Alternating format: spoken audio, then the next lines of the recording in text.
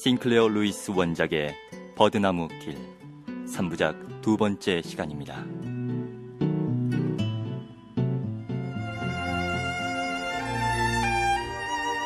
지난 이야기, 제스퍼 홀트는 람보 국립은행의 수석 대출개원이며 제일 가는 아마추어 배우다.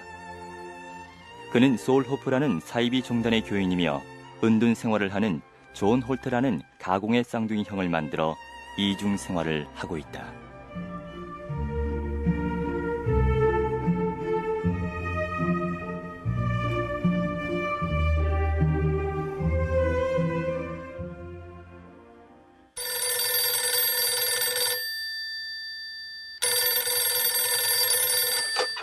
예, 람보 은행장입니다. 저 제스퍼입니다. 두통 때문에 도저히 출근할 수 없겠어요. 제스퍼는 은행장에게 전화를 걸어 두통 때문에 출근할 수 없다고 알렸다. 그런데 바로 그날 그의 쌍둥이 형인 존은 오래간만에 버논시로 나와 은행을 방문했다. 안녕하십니까. 전 제스퍼의 쌍둥이 형인 존이라고 합니다. 은행장은 그 전에 단 한 번 존을 만나본 적이 있었다. 그때도 우연한 일치인지 제스퍼는 결근하고 없었다. 당신 동생은 집에 있을 거요. 두통이 몹시 심하다. 빨리 나아야 할 텐데. 우린 그를 소중히 여기고 있어. 은행장은 존을 훑어보았다. 두 사람의 얼굴 생김새는 비슷했다. 그러나 존의 만성 신경성 소화불량에 걸린 것 같은 표정이나 엉클어지고 생기 없는 갈색 머리카락을 보니 그가 마음에 들지 않았다. 담배 피우시죠. 담배는 피우지 않습니다. 전 인간이 어떻게 마취제로 이 관자놀이를 더럽히는지 이해할 수 없어요. 제 동생 제스퍼를 칭찬하시는 말씀을 들으니 마땅히 기뻐해야 할 것이나 전 그가 정신적인 것에 대한 존경심이 결핍된 데 대해서 큰 우려를 갖고 있습니다. 게다가 놈은 경솔하고 성실치 못하지요. 경솔하다니요. 꽤 착실한 일꾼으로 생각합니다. 하지만 연극을 한다, 연애 소설을 읽는다, 그런 건 말입니다. 전 동생이 현세의 향락을 추구하는 것을 보면 마음이 괴롭습니다. 이제 그를 찾아가 봐야 되겠네요. 안녕히 계십시오. 수요일 제스퍼가 다시 은행에 출근했을 때 은행장이 농담 삼아 말했다. 당신은 형하고 전혀 다르더군. 그런 형이 상학이니 동양의 신비주의니 뭐니 하는 것에 늘 빠져 있어서 마침내 안개 속에 길을 잃은 사람이 되고 말았습니다. 하지만 저보단 월등히 나은 분이죠. 가령 제가 은행 돈을 훔치든지 한다면 존을 즉시 호출하십시오. 그러면 틀림없이 저를 심판대에 불러내도록 아마 최선을 다할 것입니다. 그렇게 하지. 허나 아예 훔치지 말도록 하게나. 빳빳하게 풀목인 와이셔츠를 입은 종교 탐색가와 사귀어야 되다니. 난 질색일세. 그나저나 여전히 머리가 아프네요. 한 일주일 푹 쉬지 그러나. 제스퍼는 은행장의 충고를 받아들여 다가오는 금요일 북쪽의 와카민 호숫가를 달리기로 마음먹었다. 거기서 송어 낚시질이나 좀 하고 월요일이나 화요일에 돌아오죠. 그리고 떠나기 전에 급료 계산서를 작성하고 다른 대출개원에게 인계하도록 하겠습니다.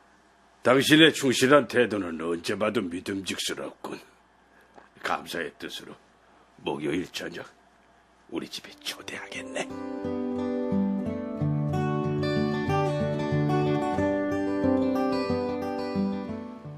목요일 제스퍼는 은행장의 집 만찬에서 머리가 아프다며 일찍 나왔다.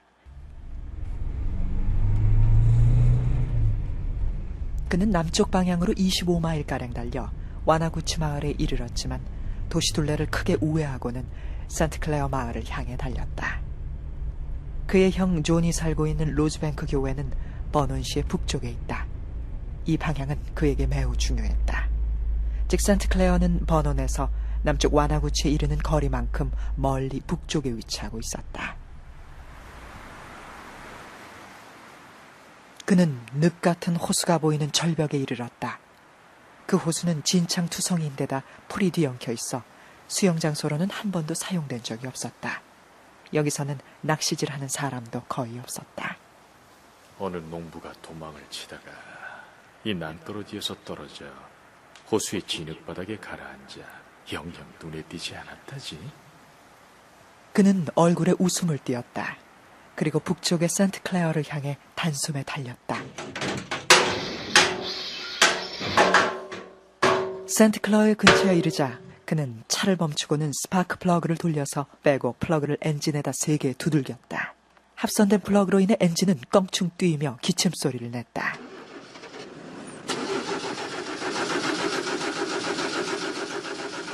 그는 겨우겨우 차를 센트클레어의 어느 차고에다 간신히 몰아넣었다. 늙은 흑인 외에 아무도 없었다. 여기 야간 수리공 없어? 없습니다. 내일 아침까지는 그대로 둬야 할 겁니다. 이런 제기를. 캐브레터나 점화장치에 무슨 고장이 났을 거요. 내일 아침 수리공이 오면 아침 9시까지 차가 필요하다고 말해주시오. 잊지 말아요. 내일 아침 9시. 성함은 뭐라고 하지요? 내 이름? 그래. 헨슨이야. 잘 부탁해요. 제스퍼는 정거장으로 갔다. 기차가 들어오자 맨 끝 칸 맨 끝자리로 미끄러지듯이 슬쩍 들어가 모자를 눈 위로 깊숙이 덮어쓰고는 잠든 척했다. 그리고 기차가 번호에 닿자 늘 차를 보관하던 차고로 들어갔다. 야간 수위는 졸고 있었다. 참나 재수가 없었어. 점화장치 고장이 났지 뭐야. 그래서 차를 와나구치에서 버리지 않을 수 없었지. 재수가 나빴군요. 글쎄 말이야. 그래서 와나구치에서 버렸단 말이야. 그러나 그는 남쪽인 와나구치에서 차를 버린 것이 아니고 북쪽인 센트클레어에서 차를 버렸다.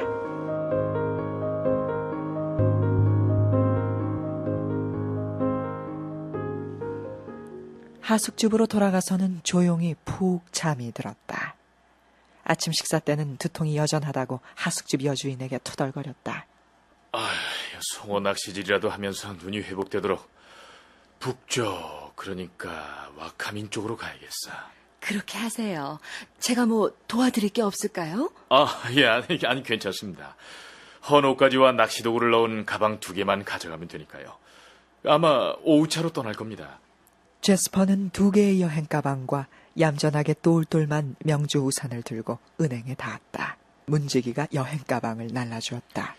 저 가방은 조심해서 들어요. 낚시도구가 들어있으니까. 오늘 와카민으로 가서 그 송어나 몇 마리 잡아볼까 해. 좋으시겠습니다. 그런데 두통은 좀 어떠십니까? 좀 나아졌지만 눈은 아직도 바위처럼 뻣뻣해.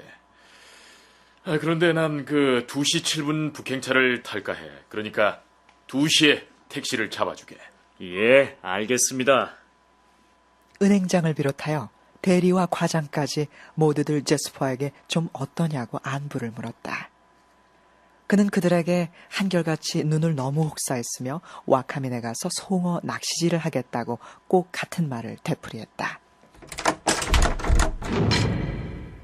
제스퍼는 아무 생각이 없는 듯이 금고실로 들어갔다. 거기에는 수백만 달러의 현금과 증권이 보관되어 있었다. 제스퍼는 대출개원으로 금고를 마음대로 열 수 있었다. 제스퍼는 돈 뭉치를 들고 왔다 갔다 했다. 접수구의 다른 대출개원하고는 3피트도 안 되는 거리에 있었고 그들을 갈라놓은 것은 철망줄 뿐이었다.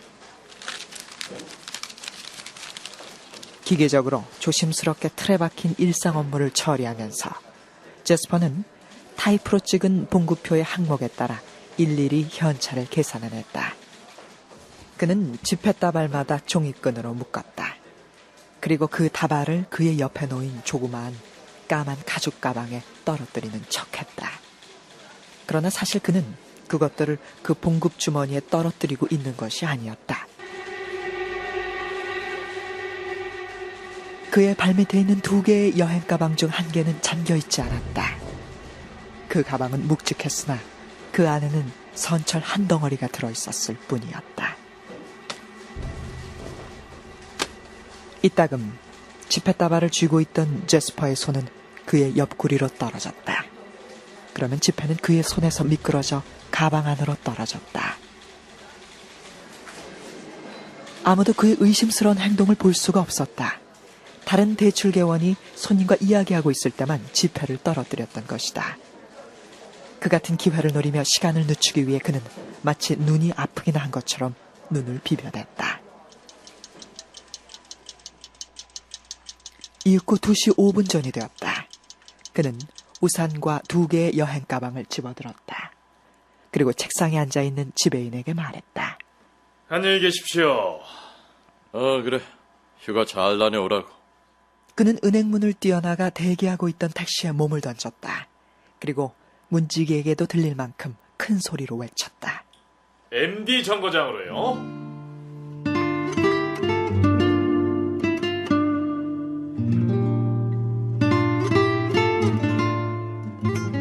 MD 정거장에 이르자 와카민행 차표를 샀다. 센트클레어에서 120마일 지점이었다.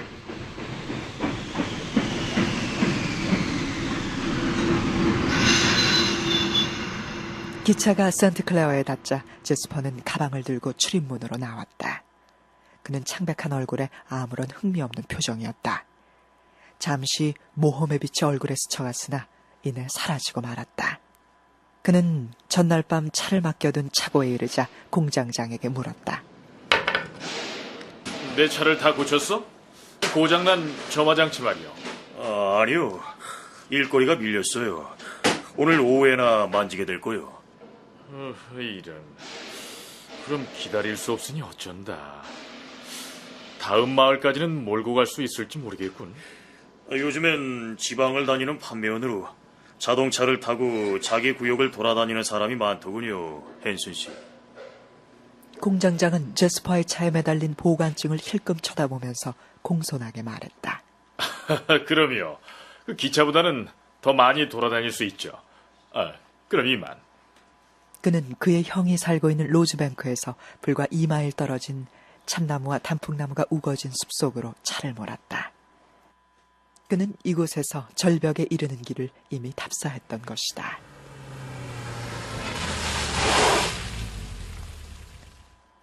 불이 우거진 공지에 차를 세웠다. 그리고 시트 밑에서 식료품, 통조림 등을 꺼내 피크닉을 하는 것처럼 풀밭에 쫙 늘어놓았다. 그는 오후 2시 7분부터 저녁 때까지 그 자리에 도사리고 있었다. 가끔가다 음식을 먹는 척했다. 어느 스웨덴인이 지나치면서 물었다. 피크닉 중이신가요? 네, 하루 휴가를 즐기고 있죠. 네. 그 사람은 뒤돌아보지도 않고 그냥 지나쳐갔다. 해질 무렵 제스퍼는 담배를 끝까지 다 피우고서는 비밀스런 말을 내뱉었다. 그래, 이것이 제스퍼 홀트의 마지막 담배일 거야. 조는 담배를 피울 수가 없으니 말이야. 제기를. 그는 2개의 여행 가방을 숲속에 감추었다. 그리고 망치와 끈을 꺼내 엔진에 찍혀있는 넘버를 내리쳤다. 넘버를 도저히 알아볼 수 없게 되었다. 그 다음 차량의 번호판을 떼어내어 가방 옆에 가져다 놓았다.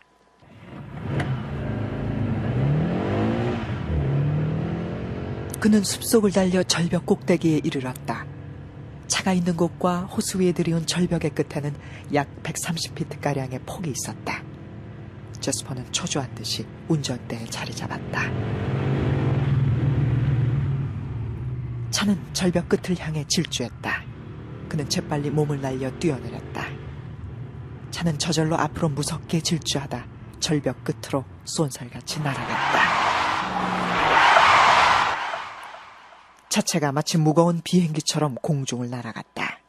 그리고는 몇 바퀴 뒹굴면서 호수를 향해 무섭게 떨어졌다. 굉장히 요란한 파문을 이루며 물이 튀어올랐다. 그러다 이내 잠잠해졌다. 호수는 비밀을 간직한 듯 불길하고 고요했다. 한두 해 동안은 아마 아무도 발견하지 못할 거야. 그는 가방을 감추어둔 곳으로 되돌아와서 가발과 존 홀트의 검은 옷으로 바꾸어 입었다. 그리고 가방과 차량 번호판을 들고 로즈뱅크를 향해 걸어갔다.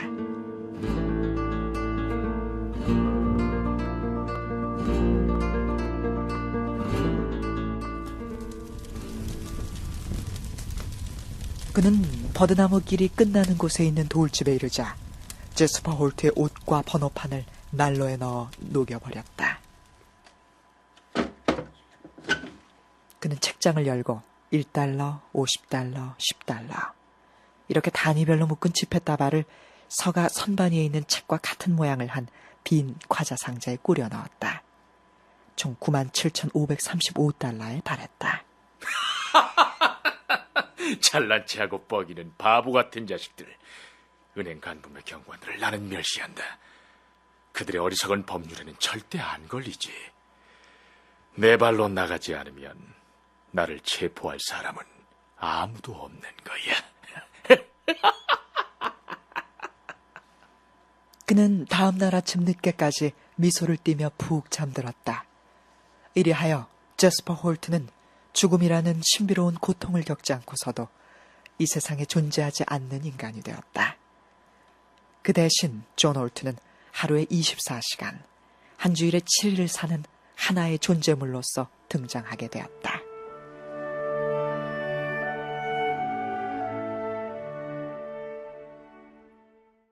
싱클레어 루이스 원작의 버드나무 길 2부를 마칩니다.